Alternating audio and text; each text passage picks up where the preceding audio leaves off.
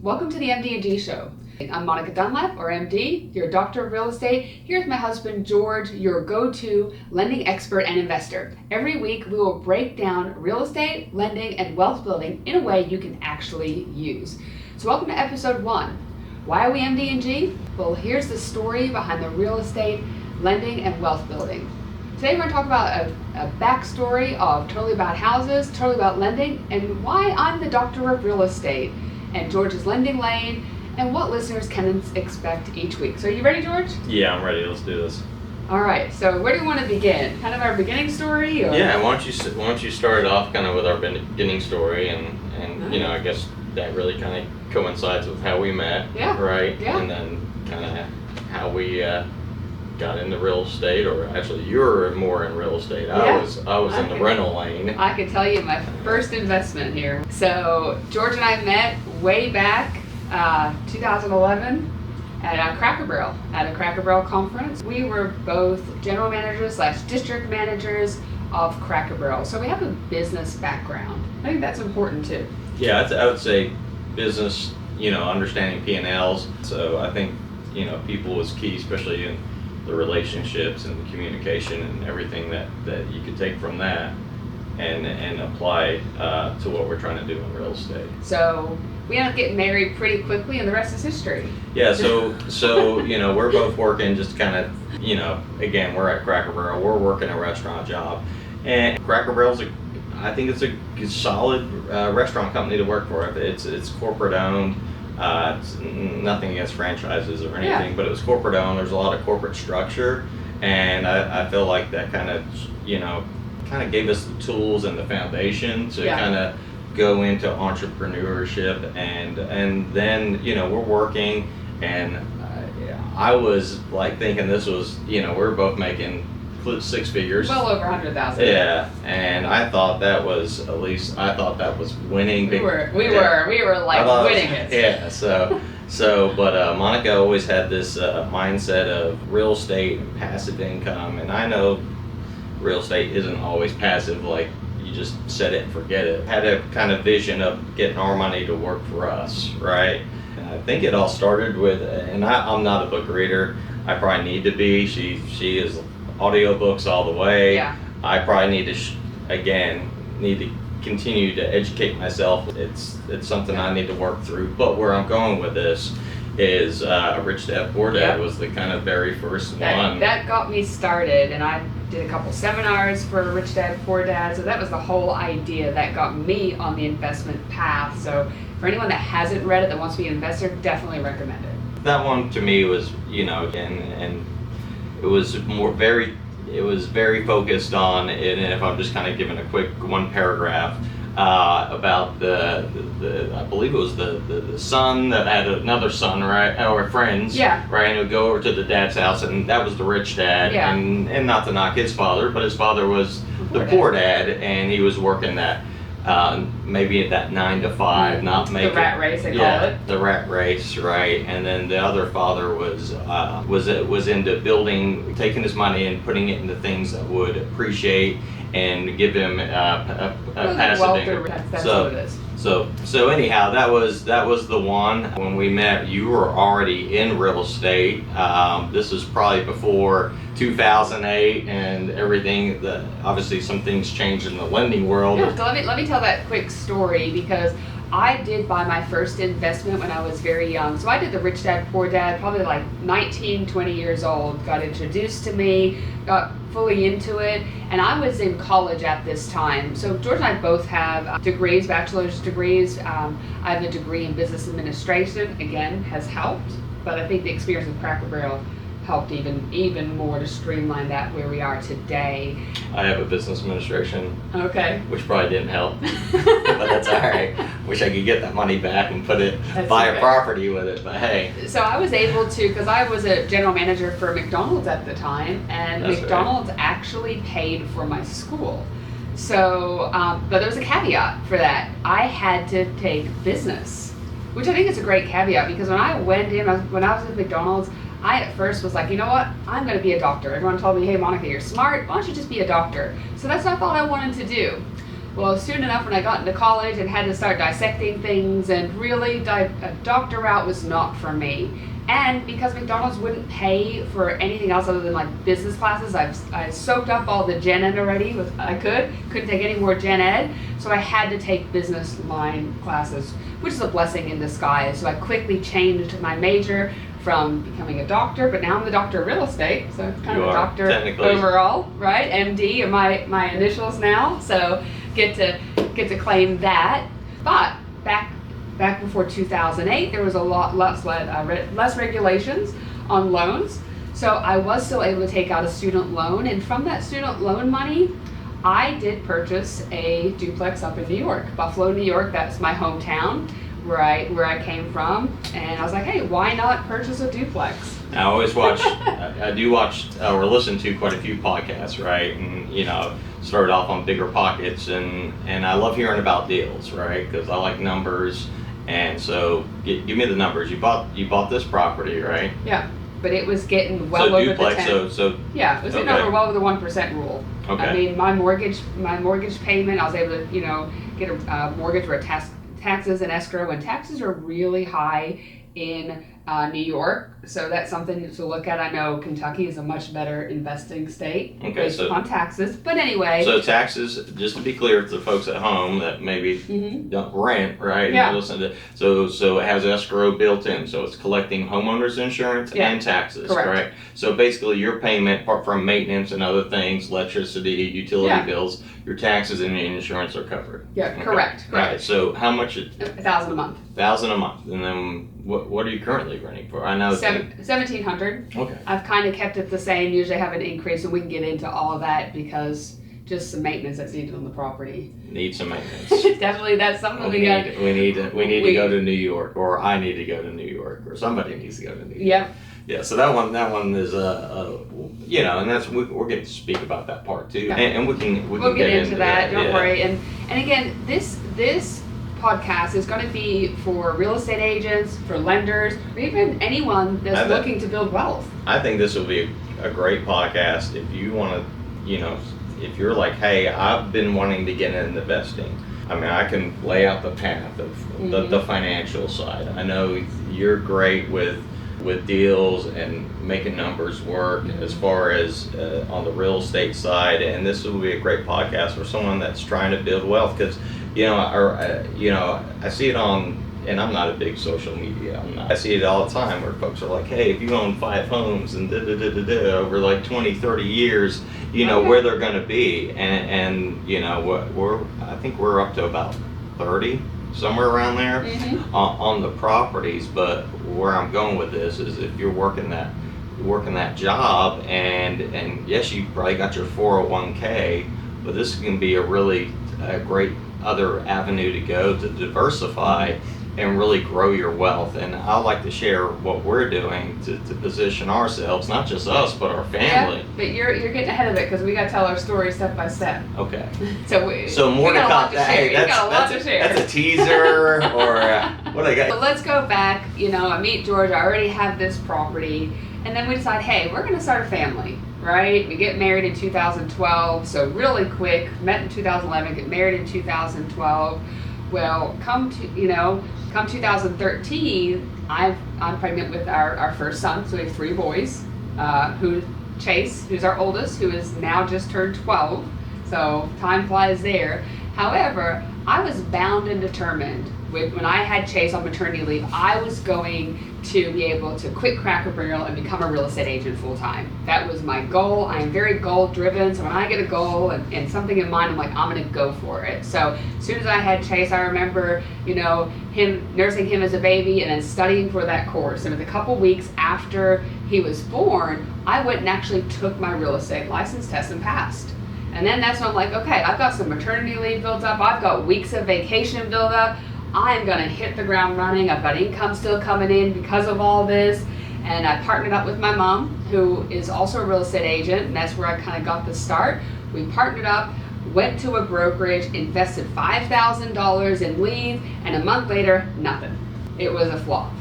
And I was like, I can't do this. I got scared. I don't remember that part. Yeah. I remember you getting licensed. Probably don't know about the 5,000, but we'll talk about that later. Was it our money or was that a 50-50? Probably a 50-50. Yeah, right. 50-50 I'm here. pretty sure it wasn't. But anyway, so and I just remember I just had to.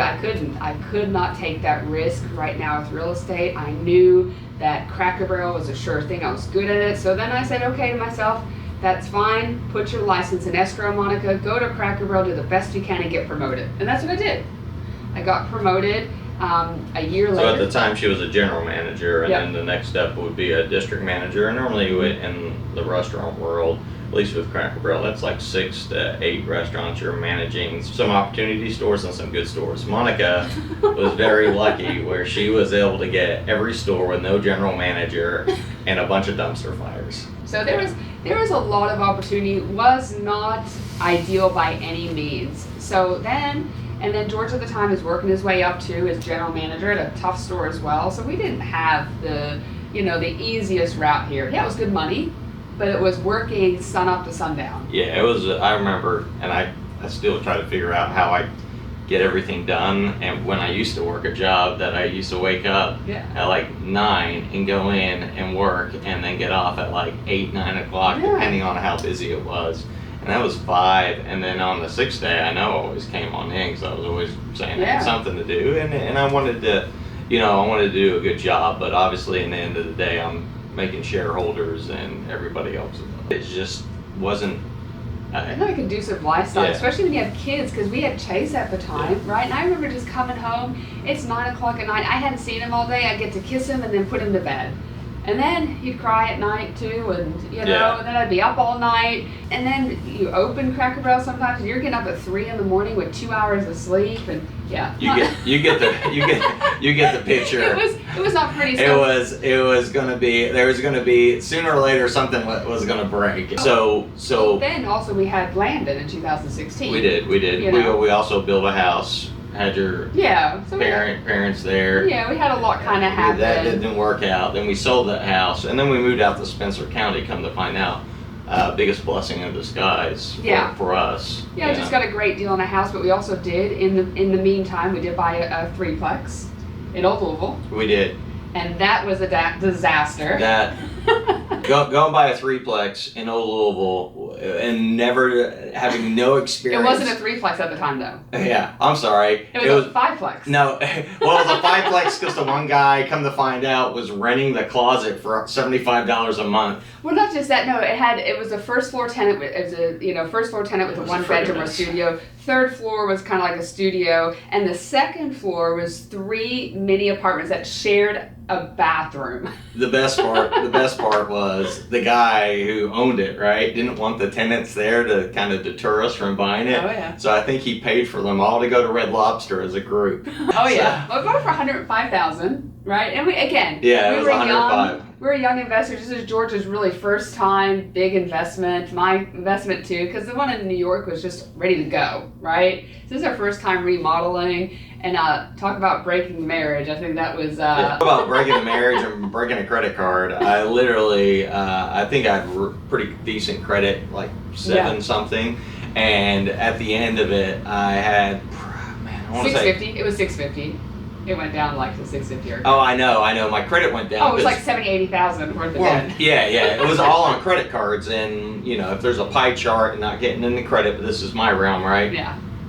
Late payments is 35%, I believe, and then credit utilization is 30%. So credit utilization means how much of credit are you, of your balance are you using. Once you go over 30%, it starts impacting your credit, and what it is it kind of telling the creditor that he may be over leveraged. He has all this debt and he's at the very top of his balance. We were definitely over leveraged. Yeah, we were over leveraged. So needless to say, I rode that loan officer pretty hard. Like, are we clear to close? Because it was a cash out refinance. We did out down the road, but after we're leveraged, I mean, we did out leverage everything. I'm just giving a story of just the condition. However you, I felt regardless, still. Yeah, we paid it off. And, we did. Yeah. We did end up paying it off. You live and learn. I guess the long story short is not every investment is going to be perfect, right? And you got to kind of live through some of this stuff too, or you'll listen to some great advice and get some great mentors to help deter you, because we didn't really have that at the time. Like any great challenge, which that was,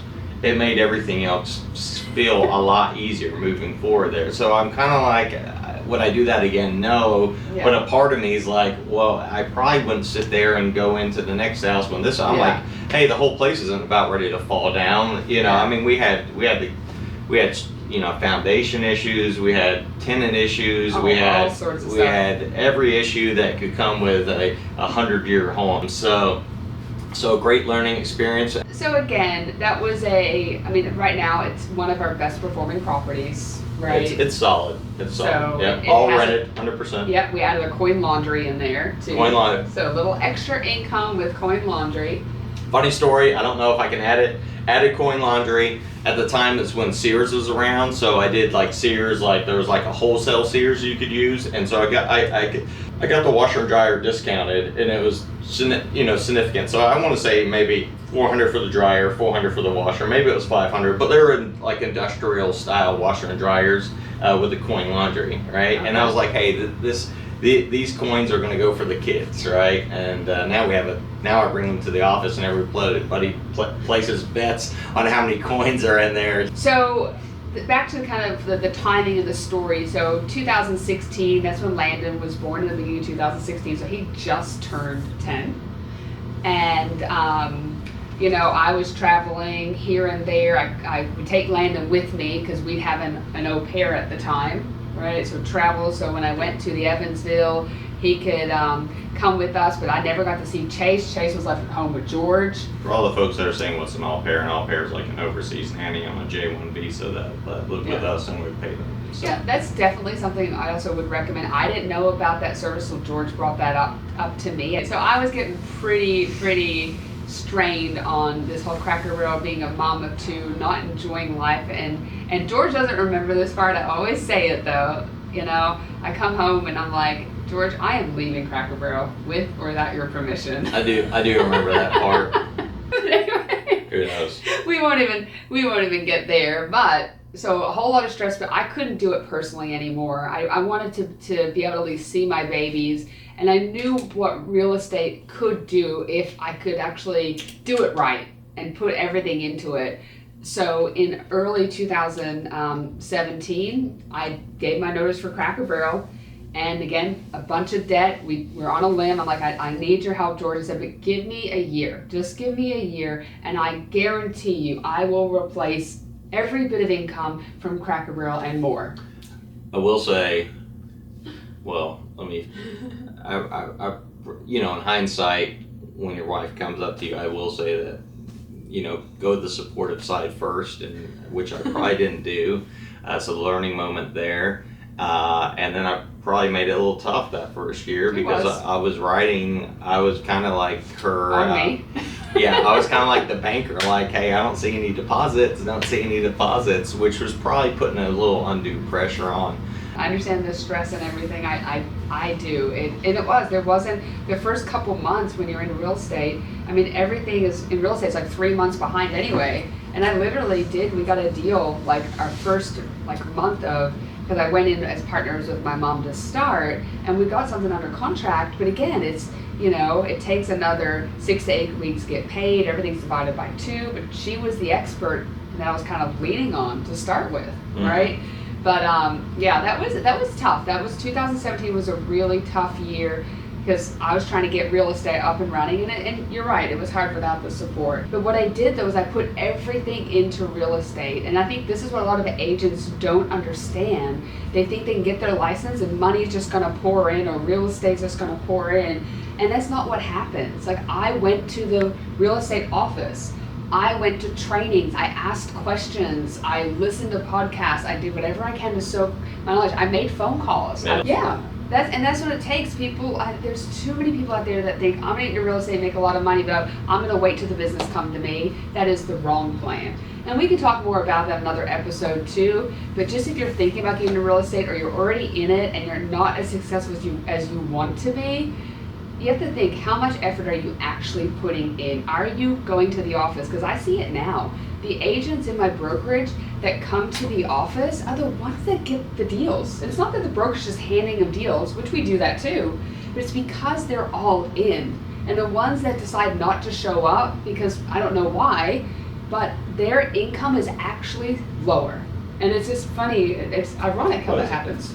I mean, like sports, it's the same thing. I mean, you want to talk about Kobe Bryant or whoever, getting up early, being the first one in there. I mean, it's just it's really working that muscle, working that behavior, and having a regiment to it, and you're gonna get the results. Yeah. It's gonna take work. It's not gonna always come, and it's the same thing with the properties. I could have on that Brook Street house. I could have said, but I knew that I felt like if I didn't, I was gonna go under. So I had to work through it. I had to ask questions, figure things out, utilize the people around me, and then and hit the ground running and make it happen. And I think the folks that do come into the office, I'm not trying to sell the office, but go in there, they're working their business even when they're in the office or out the office. And I think just being around like-minded people in the environments, a lot of people probably think, well, why? What's the benefit of going to the office? I can do this at home. Well, are they really doing it at home is the first thing. And the second thing is there's a lot of like-minded people around that you can pick up and learn some behaviors or learn just some hints and tactics. But I'm not going to go. Yeah, you're going. I'm going to reel back in here. So, again, I really did. And what I told George after it did, the business started going. I hit the ground running, and I did make up for the income after a year. And I started a team the next year. So really quick, 2018, started a team and grew it. And then I want to kind of talk about 2020, because 2020 was a great year in real estate. We know kind of that's where COVID started. I was up to the deck, just happened to go outside, and I hear George on the phone. And he's a district manager for Cracker Barrel at this time. He got promoted shortly after I left. So that helped getting some extra income as well to hold us together that first year. But so he was on the phone, and it was on speaker. George likes to put his phone on speaker. I know some of his mortgage lenders like to complain a little bit about that. It was on speakerphone, and I could hear the RVP, which he was mine, so I knew who it was. And he's like, "All right, George, this summer we're gonna need you to go whatever that store was in Missouri. There's a store. It's like the worst store in the company." Oh yeah, are you talking about that store, or when they're asking me to go down to Tennessee? Tennessee. And then they're like, "Yeah, you're gonna have to do that. And then you're gonna. I need you to go down to Tennessee." And in my mind, I'm thinking, "That's your sign." Well, I don't know if that was the exact story. I remember financially things were looking pretty good. They were. Right? And then we had flips, and we can get into that. And when you got into real estate, that's when acquiring real estate really took off too. So I think if you're in real estate, you should be all in on real estate. Yeah. And here I am saying that and creating that activity, right? And having those conversations. And someone's like, "I've got the perfect thing for you." And that's what I'm saying when you're in real estate, saying, "Hey, I really want to get a rental property," and you're gonna. The more you're around, it's gonna come to you. It's like a magnet, It is, and you have to have that mindset too, and an open mind that it is going to come to me. And that's just so for the folks that are in real estate. This, there's a great avenue to find some amazing deals. For the folks that aren't, the deals are still there. Yeah. You're just you're gonna have to look through different avenues, and we can get with a good real estate agent that knows investing. They can also, because you don't have to be a real estate agent to be a successful investor. Yeah. But you've got to know the right people, and do you have the right agent that actually knows investing and knows what to look for? And I think that's a disconnect sometimes too. I remember I got a call from somebody that was looking for a real estate agent to help him, and he goes, "Oh, you were an investor yourself?" "Well, no, I'm not looking for that." I'm like, "Okay, that's fine. Good luck, because if you're going to find an agent that doesn't know what to look for, you're probably not going to find any deals." Yeah, I would almost say not all of yours, but quite a few almost all of your top agents are investors now, which is great. I think that's something we teach at the office. True. I think, but it's a great thing, and I know sometimes you don't see all you don't see the long-term gains in real estate right away, but I feel like the appreciation and down the road, and especially once interest rates get lower, I definitely feel like home values are going to continue to climb. So But back to that's what my thought was, right? To George, like, here's your sign, George. Here's your time to quit Cracker Barrel. So we had a conversation. I'm like, look, I don't know. I don't remember, honestly. I remember it more of like I went to you and just said, you know what, it's the time. And maybe we both had that epiphany at the same time. And I felt like she was kind of like, honestly, I felt like you were more like, whoa, you did that? You know? Probably like, again, obviously our memories are different, but if you did that, I'm probably thinking, whoa, this is the same thing I've been thinking. Because I do, I remember that. I mean, I didn't want you to go to Tennessee. I heard that conversation. So I think maybe we both had the same thought and idea. Regardless, but, it was a good time too. Yeah, good timing. Because I remember saying like, hey, I don't know what you're gonna do, but at this point it doesn't matter. We were thinking maybe a real estate agent, so you started your course, right? Yeah, and that was a time too where obviously COVID was right. Actually, it was right in COVID just started. Yeah. And actually, it was timing wise, it was perfect for my job because, the way they do their fiscal year, and everything ended, and it was a nice clean. It was probably like leaving the company. It was almost like a thank you, So that was great, and Cracker Barrel did me well. So they did. So that's when we had to decide, well, what was George gonna do? I had him as like a personal ISA to start. Oh, I was. That's internal sales. That's outbound calling leads. I was. For you folks that got my phone calls, that didn't want them. Hey, they're just doing business. You never know. Maybe not today. Maybe tomorrow. But then at the time, I had a lender that I used, a preferred lender, and she just had an opportunity for George. I don't know if you want to talk about that a little bit. She did. She was on the potentially looking at retirement, and then obviously Monica was a bigger client and had a need, and a little different because one is I didn't know anything about loans, and then two, it was a little different because they did quite a bit. They did a large amount of volume, and they did quite a bit of their own like processing and working those conditions from underwriting. Where I didn't know that, so I only know what I know, and then you go to somewhere else, and they're like, no, you don't handle that. So just a different way of doing it, but it all worked out. It didn't work out long term wise, but also I think there's some growth that needed to happen, and I feel like she's one of these ones where I don't like saying it, but she's one of these things happen for a reason. Yeah. And a lot of things where I've been like, man, I wish that didn't happen. A lot of the times it ended up working out pretty well, So were there things that I would want to do differently? Maybe, but where I'm going with this is it worked out real well. I felt like I was drinking water through a fire hose, especially when you're handling business like you have, and I was able to learn a lot about the loan process and different loan products and underwriting and processing and learning that whole lending side, and it was great for my growth. Yeah, no, absolutely. So I mean, fast forward then, so I started my real estate career when I was about 17, 18 with Keller Williams. 2020 went to EXP. That was a big move back then too, everyone kind of doing that.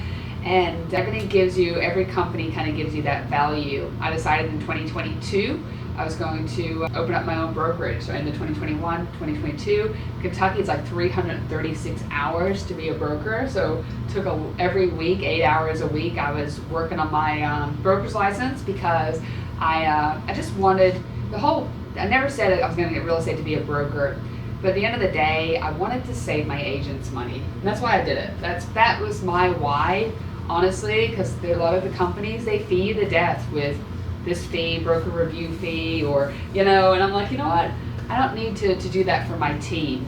So, and just so you know too, switching from, a company, a brokerage already, to becoming a brokerage, it wasn't a smooth transition for me at all. I pretty much lost my whole brokerage. I just hired the wrong person to lead my business or help me lead my business. and kind of took the business away from me. Lesson learned too, because I was able to kind of regrow and rebuild 2022 from the ground up again, and have over 50 agents today. Yeah, I will say, again, talking about growth, right? Things happen. And at the time, I'm a doom and gloom kind of person. I am. I gotta work on that. I'm kind of like, oh my gosh. And, it's like Chicken Little, the sky is falling. So, probably not the best supported there. But things were learned, right? And then you learn as a leader, and some things or you think are horrible, but may ended up being a blessing in disguise. And I wouldn't change our path. So, but yes, there's a lot of changes, and Monica has promised to go. Some of you that know us well, Monica has promised to make small incremental changes from here on out. I am an advocate for change. I love change, and that is an Achilles heel, but also a strength of mine. Right? It is great. I mean, she can adapt to when it comes to if this whole market or something shifts, she is going to be the one that pivots perfectly to it. That being said, something may be going really well, and she'll be like, sometimes, hey, let's go and do this, and it could cause a little bit of turbulence. So that's something I am working on that. We're going to work on that, and I just want the folks that know us that we're working on. It's been discussed. And then, George, a couple years ago, you got your broker's license to be a... I did. I was very nervous on that, and come to find out, when you bought your office, right? And right next door is a third-party processing office. Tam Lane do a great job. Mike Lakogo, Shatchier, Seth Blood, and others. And those guys were, obviously they would like more business, but they were like, hey, you really should do this, and were very advocates for getting the broker's license and the benefits of it. And it's been great. And not only that, but I feel like we're able to do so much more for the clients, pricing, and then with those guys next door, taking that processing off of me. It's like having in-house, because it's literally... It's great. It's good. It's. I'm sure they love you walking next door. I'm sure they love the visits, but it's worked out really well, and excited about how I would continue to grow. And then again, there's going to be some mistakes and some things that I didn't know, and how to manage a different kind of business, and of course on compliance, right? I was freaking out. Compliance, right? I'm like, oh my god, Now you have to take compliance seriously. Yeah, compliance is important. It's very, very important. But there's some voices in my head that were probably saying it, and it wasn't as complex as it needs to be, especially when you're a third-party originator. A lot of that compliance goes back on to the lender, right? And but we have our ducks in a row and our systems in place, and went through our first audit, and didn't even get wasn't anything that was even marked that needed to improve. So it was great. And just a couple of things back in 2022 as well. A partner and I who currently lives in Georgia, we purchased about 10 acres of commercial land in Spencer County, where we divided 2.5 acres off and built a 225 unit storage facility. So that's something that George helps manage now. We got that all built. I became a builder in between the project too. It felt like I might as well throw a hard hat on. Yeah. A lot of learning stuff, and we do have that land that we'd like to build an apartment complex. So really getting into some commercial as well. And with the brokerage, we do commercial, and like we just mentioned, we're gonna look at a commercial unit to potentially buy. So really kind of shifted. We still do residential because George he's doing 2 flips right now that's going to a rental.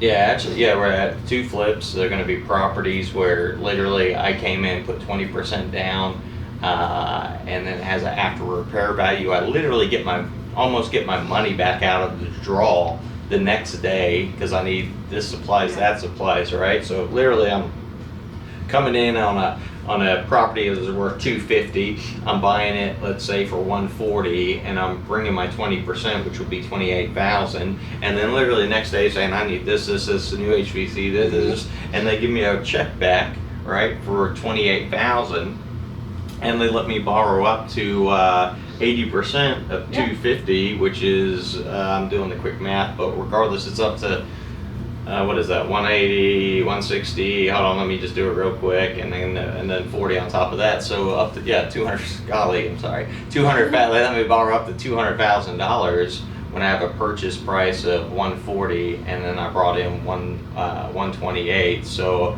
I have 100, and I think that's 112. And I can borrow, so I have like $98,000 $88,000 that I can use to fix this place up, which I may not even be. Where I'm going with this is, and then I get permanent financing at the end. We're going to cover a lot of these deals, and what you're going to hear about too is actual deals, things that we did right, things that we did wrong, how we grew from it, right? And learn from our mistakes. And our help. And that's the game plan, is hopefully we can impact folks that are looking to buy a house or looking to buy an investment property or looking what should they do when it comes to lending or investing, right? And try to, between that and the information and that's out there along with AI too, there's a lot of things that you can really make this process a lot easier without having some of the learning curves that I did. And one thing I forgot to mention, in 2018, that was my first full year in real estate, I had a baby. So I had Clayton, who's almost turning 8, so May of 2018 he was born. So also for mothers out there, or say, hey, I have kids, you can do it. You have to have a great support system, right? But we have three healthy boys. A lot of sports going on. Three boys always play sports. One plays three sports a year. Yeah. I'm assistant coaching. There's no way I could even. Yeah, George, you're assistant coach too of soccer, right? So whatever the head coach needs, I'm there for. We're busy. We're busy. But also, family's important, and that's part of it too, is balance. I mean, I have pride that we can come home and spend time with our boys, and that's really, really important. And that's the why I did this originally, because with Cracker Barrel or restaurants, and again, restaurant people make the best real estate agents and lenders, just putting it out there for anyone's in restaurants right now, because the disciplines and what they teach you. Yeah, and let me pivot real quick. Same thing, right? And I can't remember if it was the book when we did that mass accumulator of wealth, or if it was Rich Dad Poor Dad, right? But it talked about, and where I'm going with this is, you talk about family, and that's the why, right? And then you may have someone that doesn't have a family and not interested in having a family, but maybe they want to travel, or maybe they have some type of hobby that doesn't generate. Let's say it's surfing, right? They just want to get out on a surfboard and and it was talking about you can do that, right? But then having that investment or that passive income and so forth to give you that lifestyle, so you can live the life you want to live. You're gonna have to do work over here to get it. Yeah. But still able to live whatever that why is for you. Yep. No, you're absolutely right. But that's really our story in a nutshell. And the reason why we're doing this, we just love to share it with others, and how you can grow and build wealth in real estate, lending, investing. I'm going to try to do, one thing I do want to do is, when I listen to podcasts and I was trying to learn, I feel like a lot of podcasts just talk about things and I'll do this and do that, but they don't give like examples, and I like specifics and so forth.